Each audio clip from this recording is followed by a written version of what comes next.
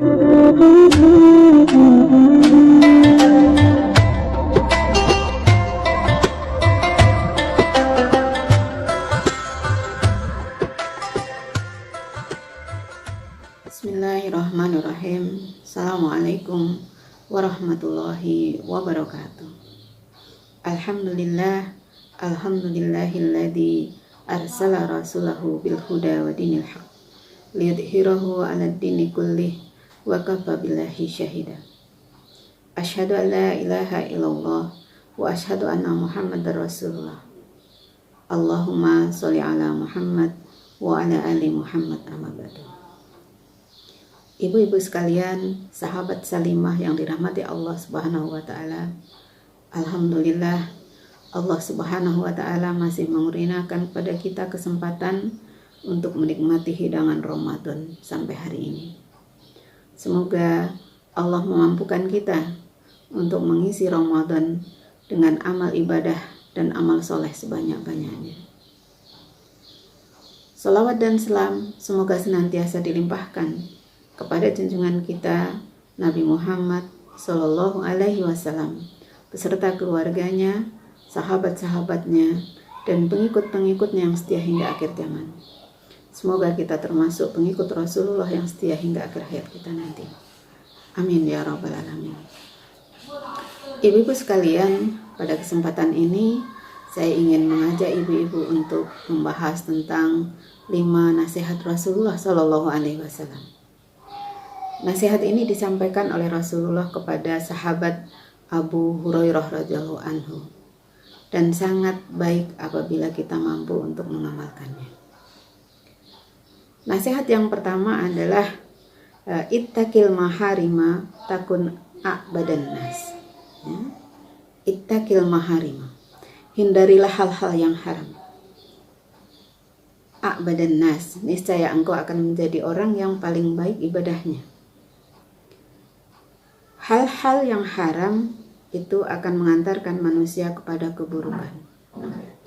Ketika seorang manusia banyak melakukan hal-hal yang haram, maka hatinya akan menjadi kotor. Dan pada saat hatinya kotor, maka dia akan jauh dari Allah. Oleh karena itu, sebagai seorang muslim, kita harus berupaya sebaik mungkin untuk menghindari hal-hal yang haram, agar hati kita menjadi bersih, keimanan kita menjadi kuat, sehingga kita semakin baik dalam beribadah kepada Allah Subhanahu wa taala. Pesan yang kedua adalah wardo bima qasamallahu laka takun agnan nas. Ridholah terhadap apa yang Allah karuniakan kepadamu, niscaya engkau akan menjadi orang yang paling kaya. Kita perintahkan untuk ridho, menerima apapun yang diberikan oleh Allah Subhanahu wa taala kepada kita. Menerima apa saja yang dikaruniakan oleh Allah kepada kita, sehingga kita bisa menjadi orang yang qanaah. Orang yang senantiasa merasa cukup akan pemberian Allah. Di mana sifat qanaah ini adalah merupakan sebuah kemuliaan bagi seorang muslim. Dari Abdullah bin Amr bin Al-As bahwa Rasulullah Shallallahu Alaihi Wasallam bersabda, "Qad aflaha man aslama wa ruziqa kafafan waqna'ahu Allahu bima atahu." Ya. Sungguh sangat beruntung seorang yang masuk Islam, kemudian mendapatkan rizki yang secukupnya dari Allah. Ya. Dan Allah menganugerahkan kepadanya sifat qanaah. Ya. Jadi Allah menganugerahkan kepadanya sikap qanaah dengan rezeki yang Allah berikan kepadanya. Orang yang merasa cukup dengan segala yang diberikan oleh Allah Subhanahu wa taala akan menjadi orang yang pandai bersyukur. Dia tidak merasa menjadi orang yang miskin, karena apapun dia syukuri, karena apapun dia terima dengan ikhlas. Semoga kita semua menjadi orang-orang yang bersifat qanaah, sehingga kita menjadi orang yang pandai bersyukur. Pesan yang ketiga adalah Wa ahsin ila jarika takun mu'minan. Ya.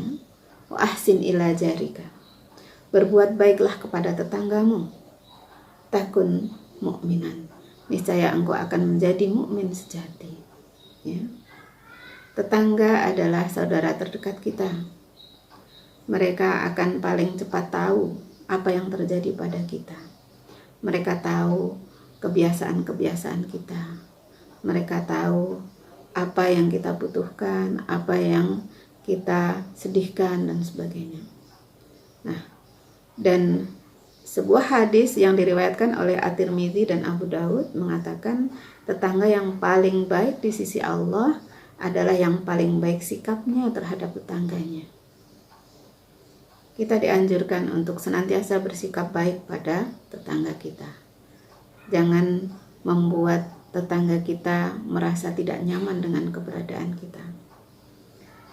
Jangan sampai tetangga kita merasa terganggu dengan lisan dan perbuatan kita. Bahkan Rasulullah menganjurkan kepada kita apabila kita masak, perbanyaklah kuahnya, bagilah kepada tetangga. Ini adalah salah satu cara untuk berbuat baik kepada tetangga. Ibu-ibu sekalian, semoga kita menjadi orang-orang yang mampu untuk senantiasa bersikap baik kepada tetangga-tetangga kita, sehingga kita menjadi seorang mukmin sejati. Pesan yang keempat adalah wa ahibba linnasi ma tahubbu li nafsika takun musliman. Ya. Harapkanlah kebaikan untuk orang lain sebagaimana engkau mengharapkannya untuk dirimu sendiri. Atau dalam terjemahan lain, cintailah orang lain, ya. Wa ahibba linnas ma tahubba li nafsika, ma tahubbu li nafsiki takun musliman. Jadi cintailah orang lain sebagaimana engkau mencintai dirimu sendiri. Nah, tentu ini sesuatu yang perlu kita upayakan, sesuatu yang perlu kita latih dalam diri kita. Bagaimana kita bisa mencintai orang lain, mencintai saudara-saudara kita sesama muslim, sebagaimana kita mencintai diri kita sendiri. Tentu bentuk cinta ini bermacam-macam. Pada saat saudara-saudara kita sedih, mendapatkan musibah, kita berempati. Pada saat saudara-saudara kita mendapatkan kebahagiaan, kita turut berbahagia. Pada saat saudara kita sakit, kita menengoknya, kita menghiburnya. Pada saat saudara kita anggota keluarganya meninggal, kita bertakziah dan sebagainya. Nah, maka mencintai sesama muslim, ya, mengharapkan kebaikan orang lain sebagaimana mengharapkan kebaikan bagi diri kita, ini akan mengantarkan kita menjadi seorang muslim yang kafah, seorang muslim yang baik.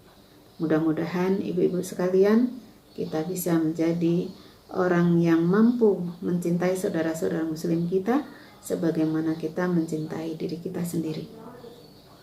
Pesan yang kelima adalah wala taksirid dohika fa inna kasratut dohika tumitul qalbi.